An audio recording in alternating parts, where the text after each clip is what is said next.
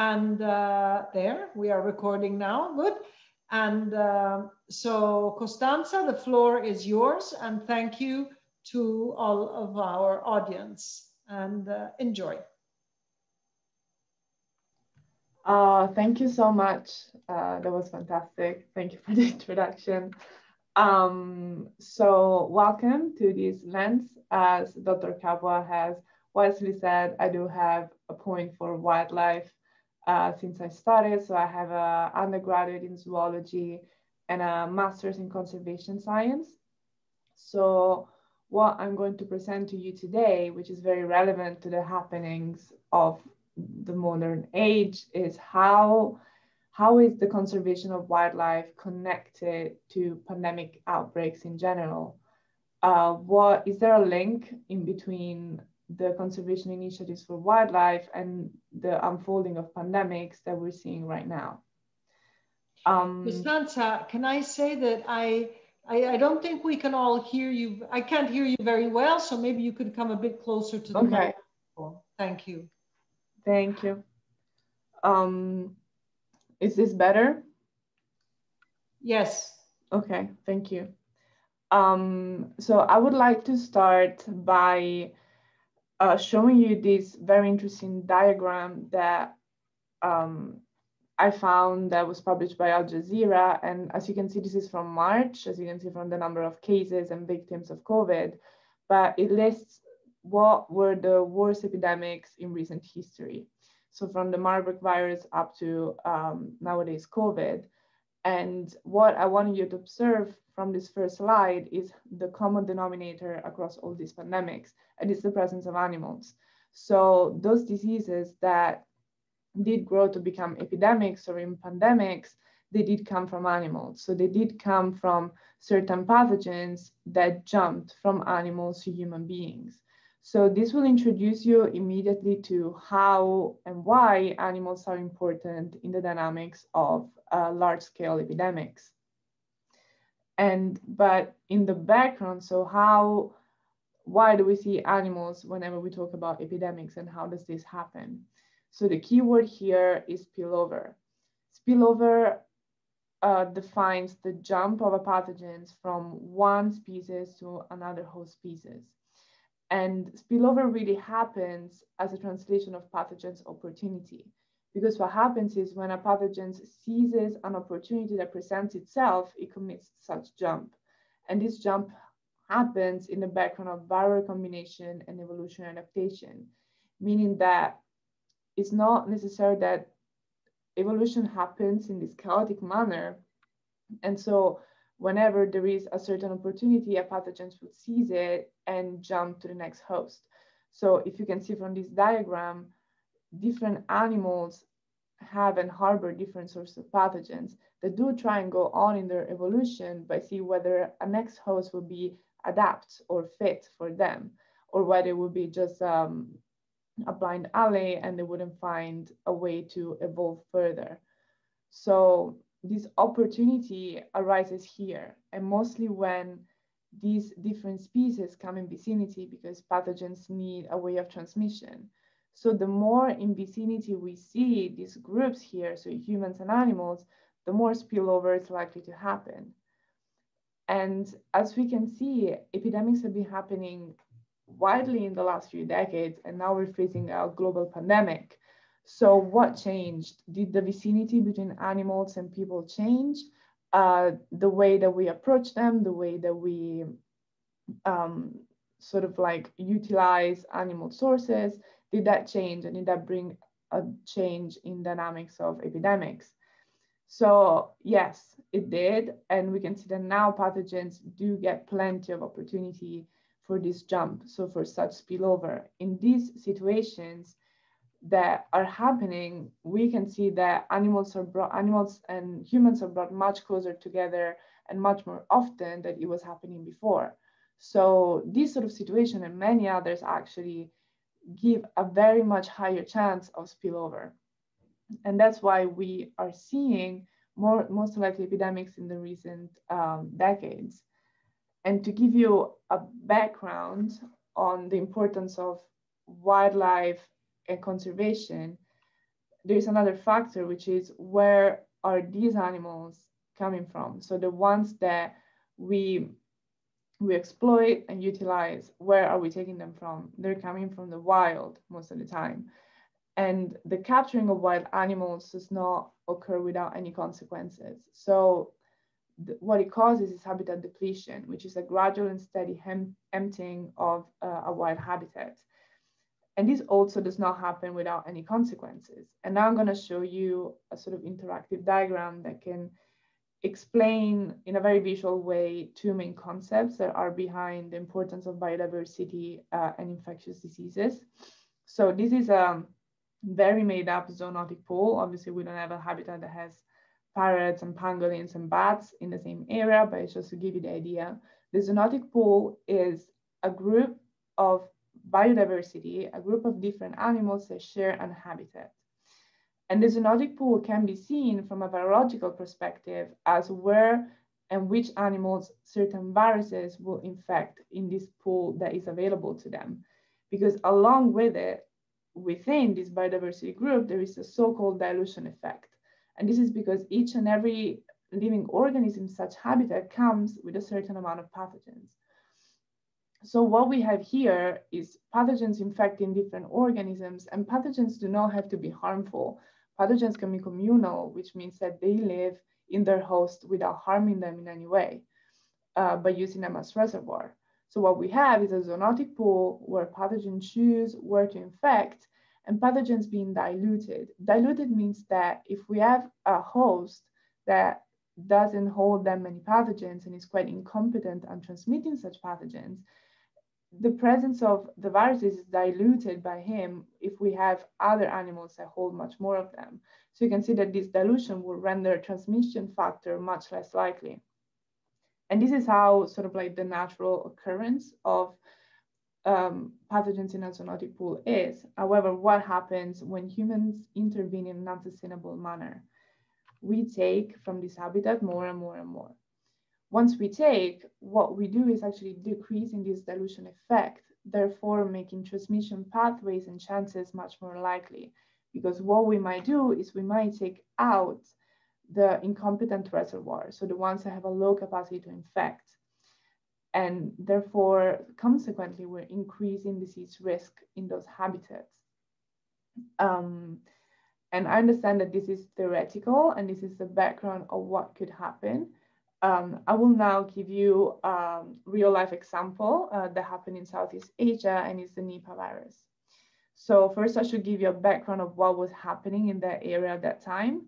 So there was a process of agricultural encroachment. Around that area, human population was rapidly growing, and for their economical reasons, they were establishing monocultural plantations of palms and mangoes. Along with those, farm animals came along. So they were establishing plantations and farming of domestic animals for livelihoods constructions. Moreover, this was happening in a situation of very high biodiversity and very high presence of wild animals. Since it was a new encroachment as well, this habitat was in a way colonized by wild animals. So this is the situation that was there. And now I'm gonna go ahead on another quite interactive slide in which I present to you what the situation was at first in Southeast Asia in the case of the Nipah virus. So we had this species of bat called the giant flying fox, a really large bat that was living in a relatively pristine environment. So what happened? Humans started settling in. This happens over years. It doesn't happen very suddenly, but it happens that they started their settlement and they established monocultural plantation of palms and of mangoes. In that area, there is a very profitable product, which is the palm sap. So this is a sort of maple syrupy food, which is very, very popular in that area and is collected by poking the palm and then letting the sap come out, and then it is sort of processed in this way and then it's sold. So there is a very high income for it, and therefore it's a very common practice. Moreover, they added farming practices of pigs. And so you would have, from a pristine habitat, you would have establishments of humans, monocultures, and further animals. So the consequence that this had for this particular wild species of bat was a loss of the natural habitat, because that was substituted by artificial plantations, a loss of food resources that comes with the habitat loss, and also the stress. So I'm going to talk about this more later, but the establishment on different animals and humans that causes stress on animals, and stress suppresses the immune response. So with a lack of food resources, they turn into human food resources. And those were the date palm and the mango fruits. So along with the bats sort of like being encroached and getting on the human sort of like availability that was there, along with them came their viruses, which is the Nipah virus. So what we have now is bats that come in contact with date palm releasing fluids, and bats that come in contact with the pigs and the mangoes releasing fluids. So there is a transmission here that is very likely to happen. And that is what happened. And that's why we had an outbreak of Nipah virus. And so this sort of expresses how it can actually happen. And it was later confirmed by the WHO that yes, the outbreak that saw about 700 human cases was attributed to the loss of the animal's natural habitat, because the bats get stressed and hungry, the immune system get weaker, and the virus spills out through the fluids, and that's how the transmission happened. So this is an example of how disturbance of a habitat can lead through very complex dynamics to the outbreak of a disease in certain areas. So just because I mentioned the bat, and just because we are hearing a lot about bats during this pandemic, bats do harbor a lot of viruses. And I really wanted to make this point during this talk, because we hear so much of bats are the reservoirs, and I wanted to make sure that there was a more deep understanding of the complexity behind why bats are seen so often to harbor so many viruses. Indeed, we see them harboring SARS and MERS, which are very close relative to COVID-19, but also Ebola, Nipah, Endra, rabies, Lassa virus, Japanese encephalitis, and there are many more that I didn't list. But bats can harbor a lot of viruses, and most of the time they are immune. So they are reservoir, and most of the viruses don't really have any effect on them. And there are many reasons behind it. So just to give you a few ones, we don't have one reason why the bats harbor so many viruses and why are they immune, but there are many factors in their biological adaptations and evolution that can explain that.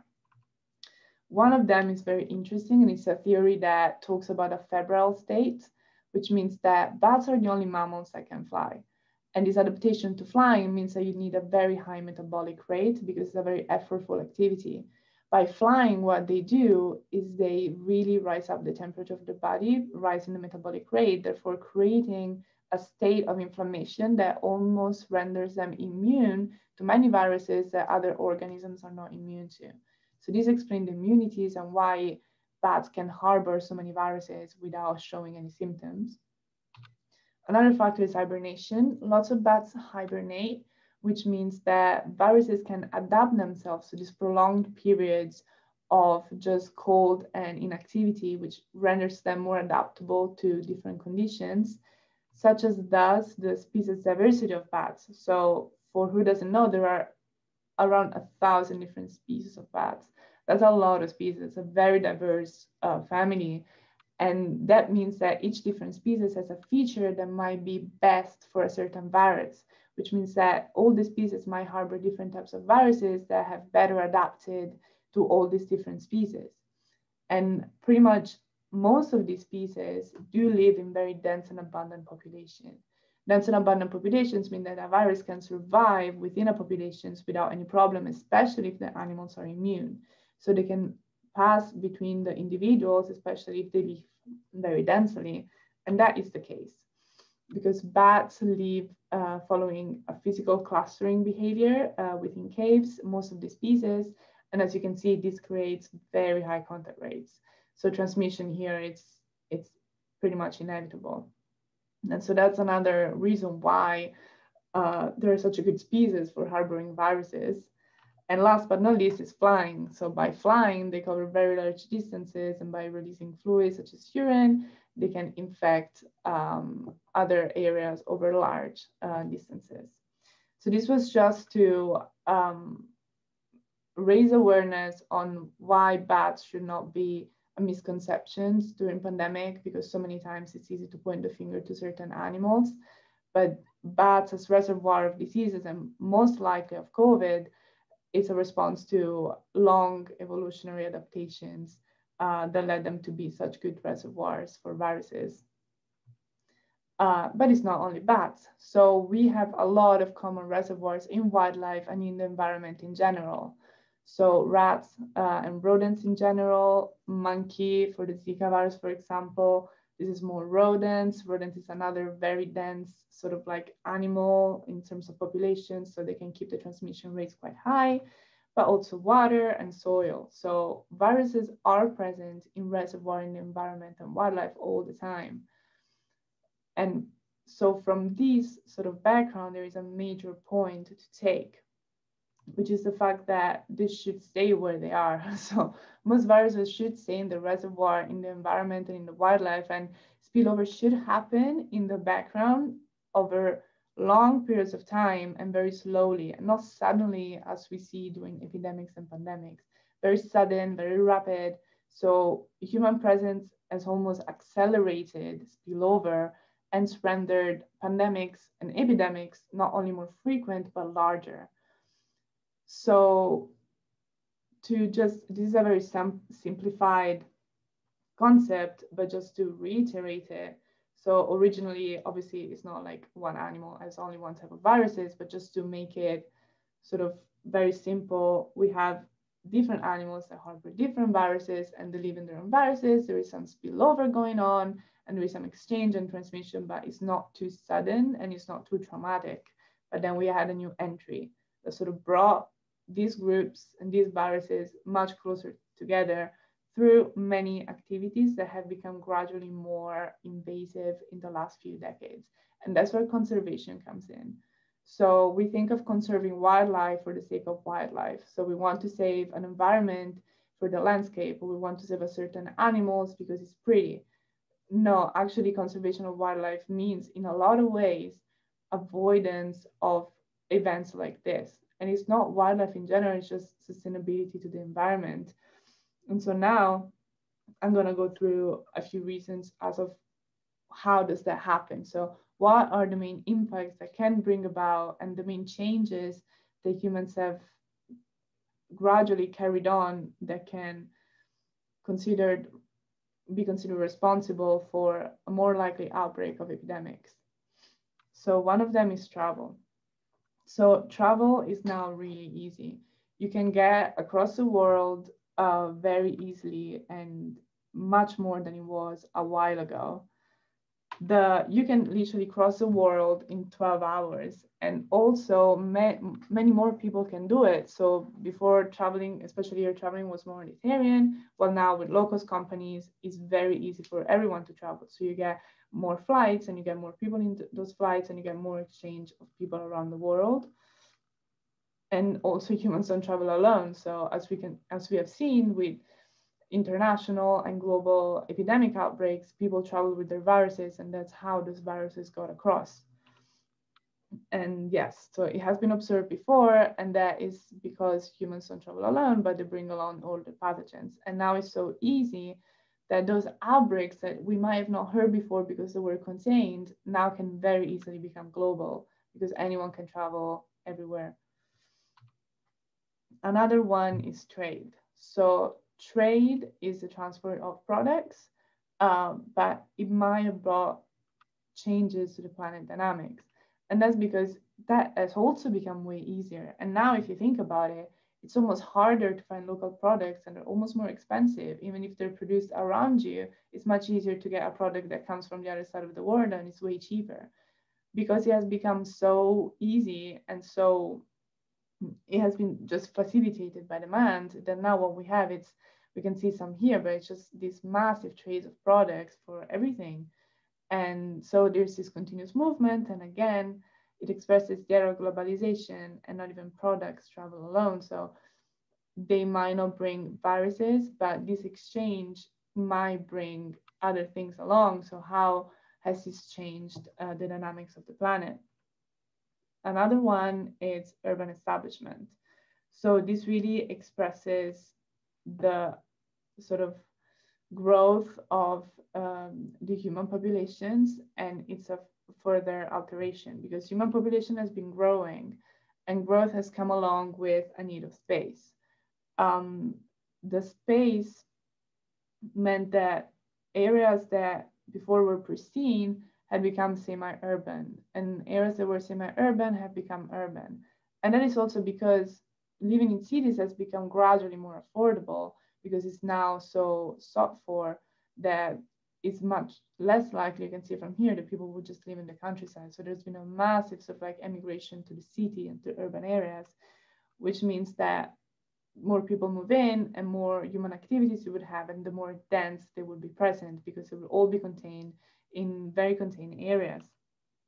And so we have crowded and dense living situations and crowded human activities all concentrated in one spot. And urbanization comes hand in hand with human encroachment, which really is urbanization from a point of view of the outside, so the wildlife. So while you're expanding and conducting this urbanization process, what are the consequences outside of it? And this is an image that can sort of express it very well. So just like you're pushing the habitat. So it's yet another disruption. These are just some of the pictures because there are so many, but now wildlife is so close to human settlements. And we're taking space because we need space. So we're building cities and they're getting closer and closer to those natural pristine habitats. So that not only means we're pushing into them, but also that we're pushing them, like the bat and in Southeast Asia, to seek food and shelter in urban areas. And this can brings them very close in contact, much closer than it was before, and pushes also new species close together, because if you take over an area, then those species that live in that area are pushed in a much smaller area, which means that maybe two species that didn't meet before now are interacting, and their viruses are interacting too. So it can come from deforestation and habitat loss, so also not only for urban settlements, but also for economical needs. So deforestation also takes away habitat and pushes species together, increasing contact rates and chance of novel viruses transmission. Another one is pet trade. So pet trade has been a really big problem for epidemics outbreak, and we've seen some in wildlife that I will mention shortly. So pet trade, it's the trade of exotic animals generally.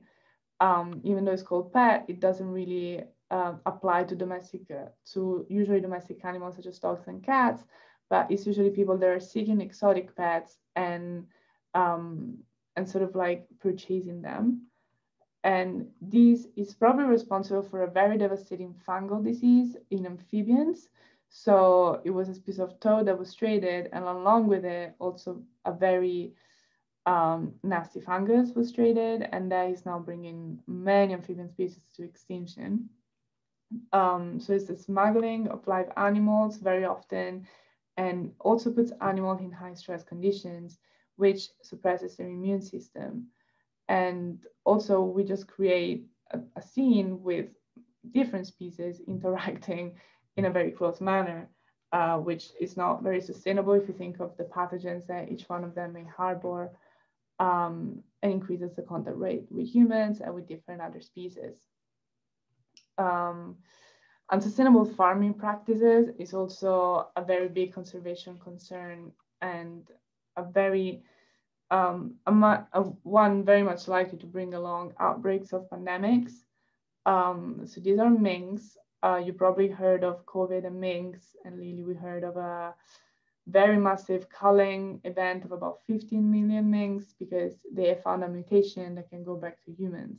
Now, what we didn't really know behind the global production is that minks are farmed very intensively in some places in Europe because of fur. So I'm not only talking about farming of, a food production on domestic animals, but also wild animals are farmed for many other reasons, not only for pet trade, but also for fur. So they are kept in very close contact, and the stress level is high, especially if you have a low hygienic conditions and sort of like low control. This can suppress their immune system, making them more vulnerable to certain pathogens and to pass on certain pathogens. There is vicinity to human handlers who also come in contact with the husbandry, with the fluids. So the transmission, again, becomes very easy. And these animals could contain certain viruses that not only could, in a way, be susceptible to, but they may have certain viruses that are triggered by stress condition. And at that point, they are expressed and therefore they can be passed on. So there are several links with farming practices and diseases outbreaks that have been observed before. Wildlife ecotourism is another big factor in conservation. Wildlife ecotourism can bring livelihoods to people. And it's this attention for wildlife that sort of brings people to be attracted to a place and to a certain place to sort of get in contact with wildlife. The problem is that since wildlife contact is the attraction, that's what has been sort of exacerbating too in certain areas. So there are sustainable ecotourism, but many other which are not. And those are dictated by the demand to sort of like come in contact with the wildlife. So what it does, again, we create closeness and we facilitate the spread of pathogens. Particular respiratory viruses are very easy to transmit, especially due to closeness. And we can't only see it from that perspective. So we can not only think, okay, well, if humans get close to infected animals, we can catch it. Because there are viruses that we ourselves harbor that are harmless to us, but they can be harmful to other species, to a naive host that we come in contact to, like monkeys, which are very close to us, and they can catch the viruses and create an epidemics in the animal world. So it's this whole exchange that just shouldn't happen in normal conditions.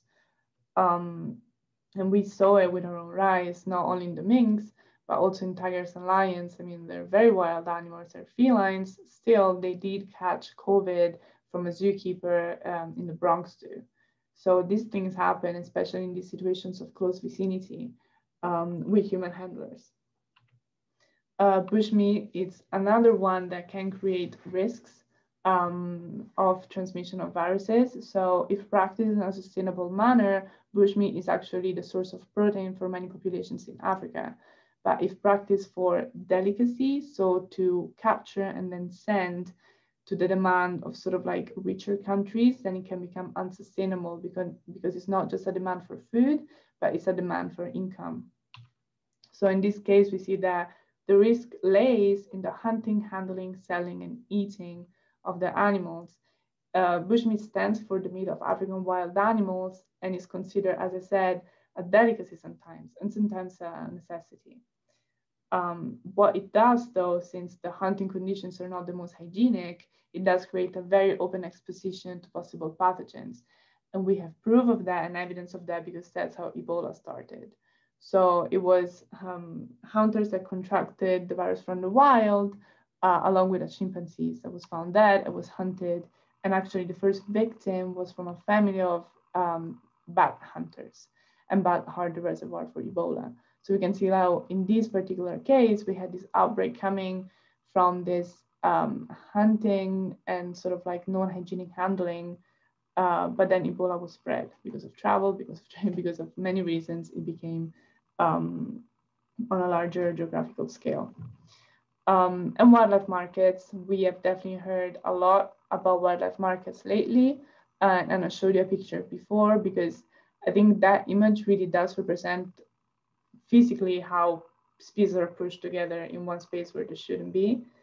And so in wildlife market, we're mixing meat with alive animals and species together in the same areas that were not together before. So these are all, it's basically a group of naive hosts that are exposed to possible new pathogens.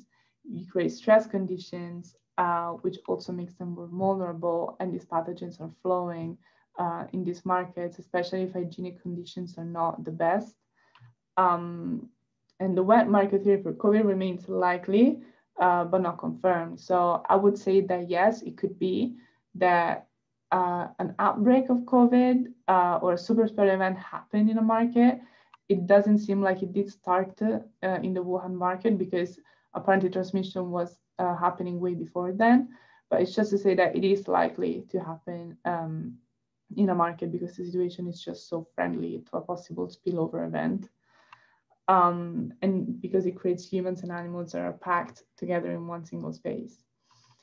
Now, I like to also go through sort of what are those conservation aspects that we need to care about, not only on how our activity impacts directly certain factor and certain dynamics in wildlife and the planet, but also how can we indirectly impact wildlife health.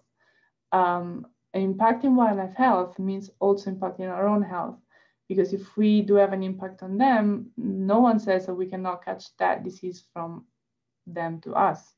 So increased risk for animal diseases can also mean increased risk for us. And there are a couple main factors that can sort of be harmful to well-being of wildlife. There is definitely a stress effect. So I have mentioned that before, and I'm going to explain it now. So this is an image that I think would express it, but it does come down to an increase in glucocorticoids in the organism. So human presence, and by human presence, I mean several factors such as, activities, but also just general disturbance and habitat loss, and that can cause stress on animals. Stress increases, the glucocorticoids increase, and glucocorticoids have the role of suppressing immune function. So what we have, if we have an increase in prolonged stress exposition, then we have more individuals that are more susceptible to catch diseases, but also we have certain viruses that might be dormant in their system that might be triggered and might express the diseases at that point. And that doesn't come from a sudden stress, it usually comes from a prolonged stress. So for example, if we are releasing pollutants in the sea and those marine animals are continuously having to work the organism to deal with that, and this causes stress, then we cause a gradual and sort of very decisive immune system suppression that can make them more vulnerable over time. And this is widely seen in emerging infectious diseases. So emerging infectious diseases are the ones that we have seen in the last few decades and have mostly come from wildlife to animals. And most likely when you go and see, okay, let's analyze the root, where did it come from? It came from a stress effect or a multiple stressor effect. And that's why it emerged in wildlife in the first place and then passed on to humans. So this can come from pollutants. I think pollutants is a major part to talk about because we don't think that it could affect wildlife in that way, but it really does. So exposure can alter immune response and increase vulnerability to novel pathogens. And this obviously depends on the extent of exposure and the ability to cope with such infection. So a high pollutant release can be connected with stress response and therefore disease presence. An example is Fusing distemper virus in seals, which is a virus that they have very closely related to dogs. And that has been found to be associated with persistent organic pollutants. So the POPs that we have found so often in the sea in the last few decades. So this indirect effect is also very important. And it can also alter humans' immunity. So we have seen that if pollutants are present in an area, immune response of humans, because at the end of the day, we are animals, is altered and suppressed. So we have very similar responses.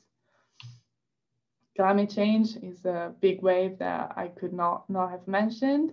So climate change is bringing so much. It's not only the warming, but it's the whole change in the environment that can alter in so many ways. And yes, it does have a connection to infectious diseases outbreak. So there is a link that has been found between many of them.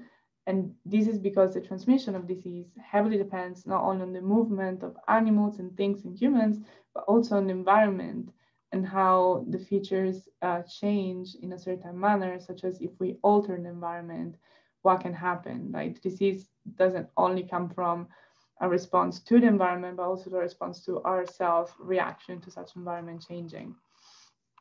And this also means that, for example, vectors of many diseases can be more suitable to warmer climates, and this has caused more success of these vectors, therefore the emergence of pathogens that are brought by them to new areas. And all these factors have influenced at least one disease, which are temperature, rainfall, sea level elevation, wind, daylight duration. They can all influence in a certain way the emergence and the transmission of certain diseases. And this is just to show you that there is evidence to that. This is a very, very useful table that I found in a book chapter from 2001 that basically does tell you what was the environmental change, how did it happen, and what happened. So for example, changes in irrigation and water system have altered the habitat of a snail, like of a water snail, therefore increased human contact with the snail and caused schistosomiasis. So, and these are all other examples that I could talk about for hours, but like how you can see easily here how changes to a certain environment, to wildlife in that environment, can bring about a very downhill path that bring the emergence of a disease. And this is for humans.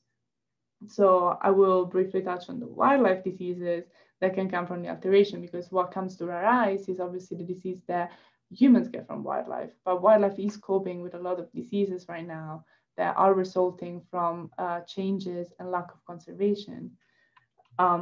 So this I mentioned before, so it's a very devastating disease of amphibians, and it has now brought many species to extinction at a rate that we have never seen before, and it was brought by pet trade. This is very close topic to me. So it's a cancer disease of sea turtles, and it is quite inexplicable how it's been happening so often in the last few decades, even though those turtles did harbor the disease before. And this is most likely a response to many and multiple environmental changes, because we've seen that populations close to urban areas are more likely to catch the disease and die from it. So there are some links to human activities, most likely. This is antelopes in Mongolia. So closeness, encroachment on this population and closeness to goats and sheep farms have led a pest ruminants virus to mass die-offs of these wild animals, which have been observed in the last few years. These are other ones, is an order of parasites related to malaria, and landscape transformation and modification of migration patterns has brought birds to catch those diseases. And let's not forget that all these diseases of wildlife can jump to us. Same goes for like cetaceans. Cetaceans are marine mammals. They have caught a morbillivirus that causes skin lesions, and the immune suppression that sort of caused that is most likely coming from marine pollutants and again close to human activities. So these are viruses the same wildlife, but nothing says that the closer we get to them, the more we suppress our immune system, and spillover may happen, just as it probably happened with COVID. So it is not certain that SARS-CoV-2 made a jump from a bat to a pangolin to a human, but it is very likely. So I wrote a blog piece. It's on the One Health Center website that is about that. So how likely is it? And if it is the case, how did it happen? And there are a myriad of reasons why that could have happened, because we made it very easy to happen, and we actually caused this pandemic to happen in a certain way.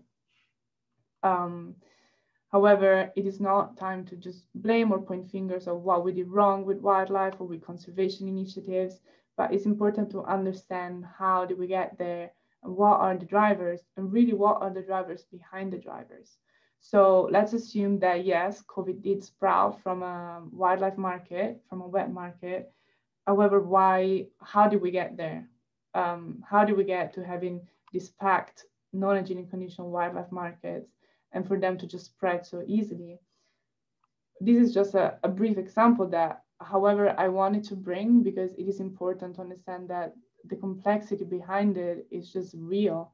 So in the 1990s in China, the food production system, possibly in response to a growth of human populations, moved to an industrial scale. which means that the small farm holders were pushed out of the livestock industry, not only economically, but also geographically, which means that they turned to wild meat as an economical response. So they needed livelihoods and they had demand for wild meat that did not meet the food production system with, and therefore they established wildlife markets and they set up wild meat. And that was a response to, okay, well, we need to find a job and we need to find an alternative job because that has happened. So it's very important not to think, okay, wet markets are wrong, we need to stop them. It's very important to understand what's behind it and how can we solve that problem. So go back to the roots and really work around all these disciplines that are around conservation and wildlife, and really understand how can we do that in a sustainable manner. So it's sort of like finding a compromise really. And the hope now, COVID is horrible, but this can be a learning occasion of, will we react now? So science will find certain answers at some point, possibly a lot later on where did it come from, what wild species did it come from, and how did it happen. However, we hope that given the width of this pandemic and how it changed the world, that we will learn a way to live more sustainably with our environment and wildlife. And I wanted to leave with a positive note. So it's really sad that minks are being called farm minks, but after this, it doesn't look like there will be farming minks anymore. So I think that's a good thing. They're closing down most farms across Europe. And yeah, I just wanted to leave with a positive note to give a smile. This is a list of reference. If you were particularly interested in any of the topics, this will be available on recording. And yes, just feel free to ask me any questions now or reach out later. And thank you very much.